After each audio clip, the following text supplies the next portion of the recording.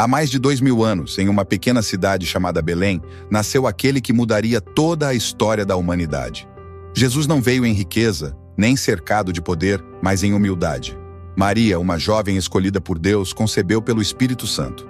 E José, homem justo, aceitou o chamado divino para ser o protetor da família. Naquela noite silenciosa, enquanto o mundo dormia, o céu se abriu sobre um simples estábulo. Entre o feno e os animais, Maria deu à luz o Filho de Deus.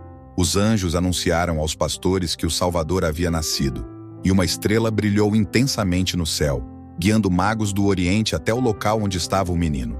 Eles levaram ouro, incenso e mirra, reconhecendo ali não apenas uma criança, mas o Rei prometido.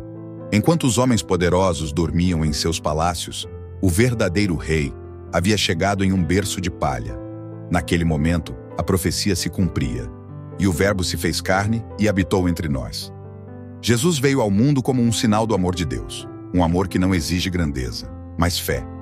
O nascimento de Cristo mostrou que a esperança pode surgir nos lugares mais improváveis, e que o plano de Deus sempre se cumpre, mesmo quando não entendemos o caminho. O Salvador havia chegado, e nada mais seria o mesmo. Glória a Deus nas alturas, e paz na terra aos homens de boa vontade. Lucas 2,14. Jesus cresceu em uma pequena cidade chamada Nazaré, ao lado de Maria e José. Sua infância foi simples, sem luxos, mas cheia da presença de Deus. Desde menino, ele demonstrava sabedoria incomum e um coração voltado para o Pai Celestial. Quando tinha apenas 12 anos, Maria e José o levaram a Jerusalém para a festa da Páscoa. Após a celebração, ao voltarem para casa, perceberam que o menino havia ficado para trás. 3 dias depois, o encontraram no templo, sentado entre os mestres da lei, ouvindo e fazendo perguntas. Todos os que o ouviam se admiravam com seu entendimento e suas respostas. Quando Maria o repreendeu, ele respondeu com serenidade: "Não sabias que eu devia estar na casa de meu pai?" Lucas 2,49. Essas palavras revelaram quem ele realmente era. O Filho de Deus, consciente de seu propósito mesmo em tão tenra idade. Os anos se passaram e Jesus cresceu em sabedoria, estatura e graça diante de Deus e dos homens. Lucas 2,52. Viveu como carpinteiro, ajudando José, mas dentro dele havia um chamado muito maior: restaurar a comunhão entre o homem e o Criador. Quando chegou o tempo certo, Deus levantou João Batista, o profeta que prepararia o caminho do Messias. João pregava arrependimento e batizava nas águas do Jordão. E um dia, entre a multidão, Jesus apareceu. Ao vê-lo, João declarou: "Eis o Cordeiro de Deus, que tira o pecado do mundo." João 1,29. Jesus então foi batizado, e quando saiu das águas, o céu se abriu, o Espírito Santo desceu sobre ele em forma de pomba, e a voz de Deus ecoou: "Este é o meu Filho amado, em quem me comprazo." Ali começava o ministério daquele que mudaria a história da humanidade para sempre. Depois de ser batizado, Jesus foi conduzido pelo Espírito Santo ao deserto. Durante 40 dias e 40 noites, ele jejuou e orou. Era o início da preparação para a missão mais importante de todas: salvar a humanidade. No deserto, longe de todos, ele enfrentou o inimigo cara a cara. Satanás tentou desviá-lo do propósito divino, oferecendo poder, riqueza e glória. Primeiro tentou o corpo. "Se és o Filho de Deus, transforma estas pedras em pão." Mas Jesus respondeu: "Nem só de pão viverá o homem, mas de toda palavra que procede da boca de Deus." Depois tentou o orgulho. "Se és o Filho de Deus, lança-te daqui abaixo, pois está escrito que os anjos te sustentarão." E Jesus replicou: "Também está escrito: não tentarás o Senhor teu Deus." Por fim, o tentador mostrou todos os reinos do mundo e disse: "Tudo isto te darei, se prostrado me adorares." Então Jesus declarou com autoridade: "Vai-te, Satanás, pois está escrito: adorarás ao Senhor teu Deus e só a Ele servirás." Com essas palavras, o inimigo foi derrotado. Jesus não cedeu à fome, ao orgulho nem ao poder. Ele provou que o verdadeiro reinado é o da obediência a Deus. Depois disso, anjos vieram e o serviram. O deserto havia sido vencido, e dali, Jesus saiu em poder e unção, proclamando: "Arrependei-vos, porque é chegado o reino dos céus." Ele começou a percorrer cidades, curando os enfermos, libertando os oprimidos e anunciando boas novas. Seu ministério havia começado, e nada mais seria igual. Com o coração cheio do Espírito e o propósito firmado, Jesus começou a andar pelas vilas e povoados da Galileia, pregando o arrependimento e o amor de Deus. Multidões se reuniam para ouvi-lo, tocadas por suas palavras e pela autoridade que emanava dele. Uma autoridade que não vinha dos homens, mas do próprio céu. Certo dia, caminhando à beira do mar da Galileia, ele viu dois irmãos, Simão, chamado Pedro, e André, lançando redes ao mar. Então, Jesus lhes disse: "Vinde após mim, e eu vos farei pescadores de homens." Imediatamente eles deixaram tudo e o seguiram. Mais adiante, chamou outros dois irmãos, Tiago e João, que estavam consertando suas redes com o pai. Eles também deixaram o barco e seguiram o mestre. Assim começou a formação do grupo que transformaria o mundo, os discípulos. Homens simples, trabalhadores comuns, mas escolhidos para um propósito eterno. Em Caná da Galileia, durante um casamento, aconteceu o primeiro milagre. Quando o vinho acabou, Maria disse aos servos: "Fazei tudo o que ele vos disser." Jesus então mandou encher as talhas com água, e ao prová-la, o mestre-sala percebeu. O milagre havia acontecido. A água se tornara vinho, e melhor do que o primeiro. Aquele foi apenas o início.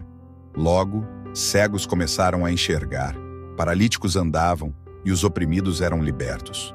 Por onde passava, Jesus restaurava corpos, mentes e corações. Mas o maior milagre não estava apenas nas curas, e sim na transformação das almas. Cada gesto, cada palavra, cada olhar revelava o amor do Pai.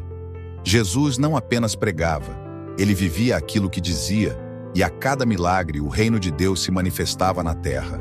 Conforme Jesus percorria cidades e aldeias, multidões o seguiam. Homens, mulheres e crianças se reuniam para ouvi-lo falar, porque suas palavras tinham poder. Ele não falava como os mestres da lei, mas como quem conhecia o coração humano e a vontade de Deus.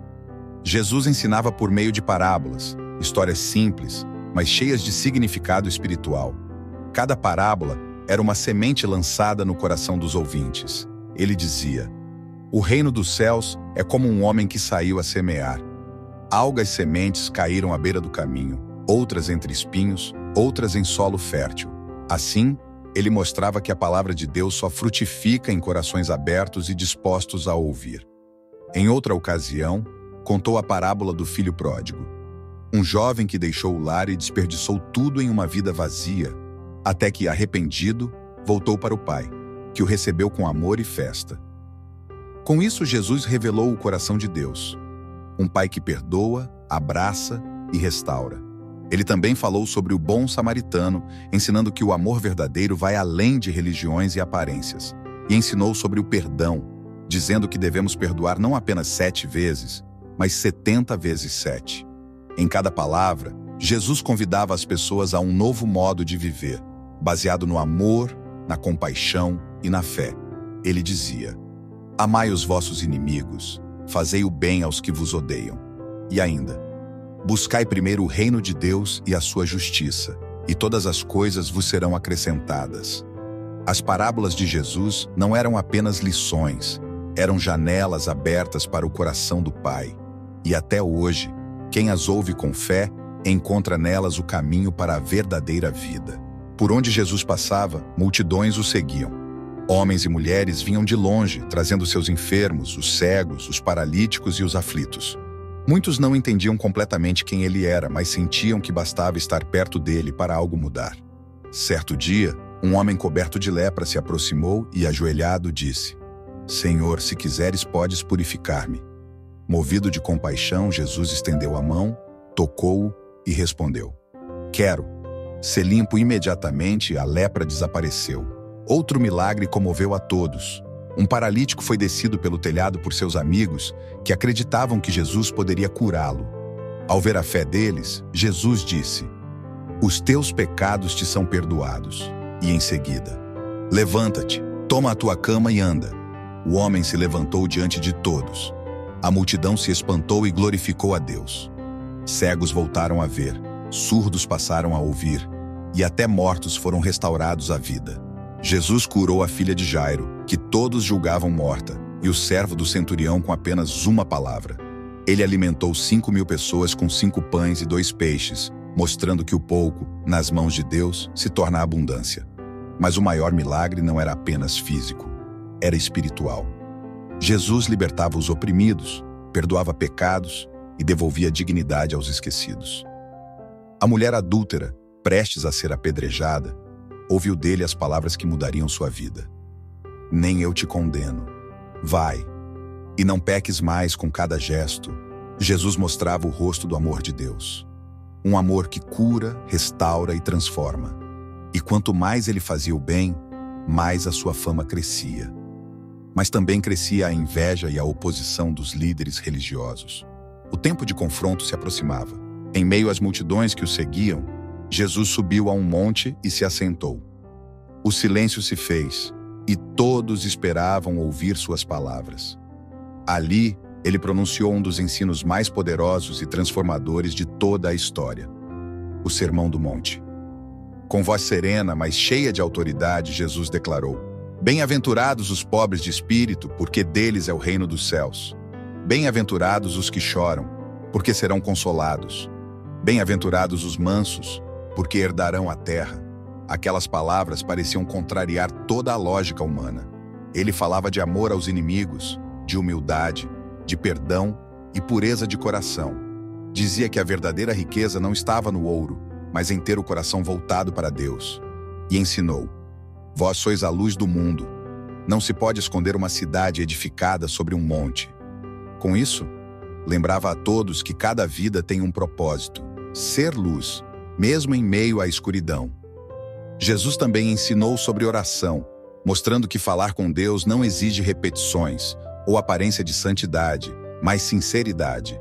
Foi ali que ele nos deixou a oração que até hoje ecoa em milhões de vozes. Pai nosso que estás nos céus, santificado seja o teu nome, venha o teu reino, seja feita a tua vontade, assim na terra como no céu. Cada palavra do Sermão do Monte revelava o coração do reino de Deus, um reino de justiça, misericórdia e fé.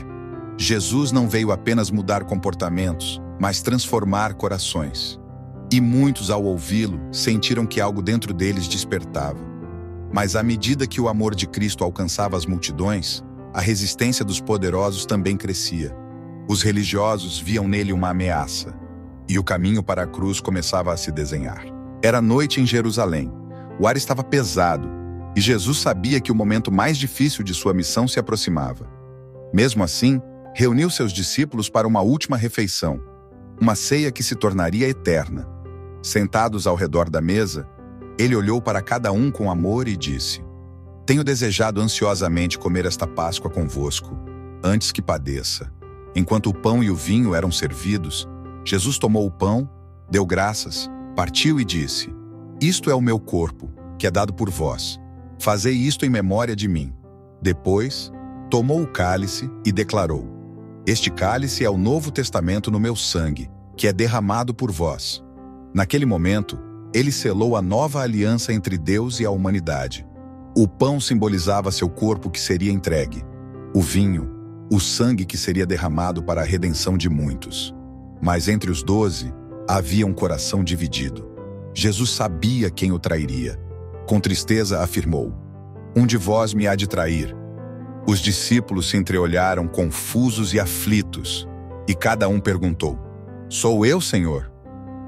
Então Judas Iscariotes, aquele que já havia vendido sua lealdade por 30 moedas de prata, olhou para Jesus e ouviu dele as palavras que ecoariam para sempre: O que fazes, faze-o depressa. Depois da ceia, Jesus levou os discípulos ao jardim do Getsêmani. Ali, orou com angústia profunda, suando gotas de sangue. Pai, se possível, passa de mim este cálice. Contudo, não seja como eu quero, mas como tu queres. Enquanto ele orava, Judas chegou, trazendo soldados. Aproximou-se do mestre e o beijou. O beijo da traição. E assim começou a noite mais sombria da história. Jesus foi preso e o cordeiro inocente seria levado ao sacrifício.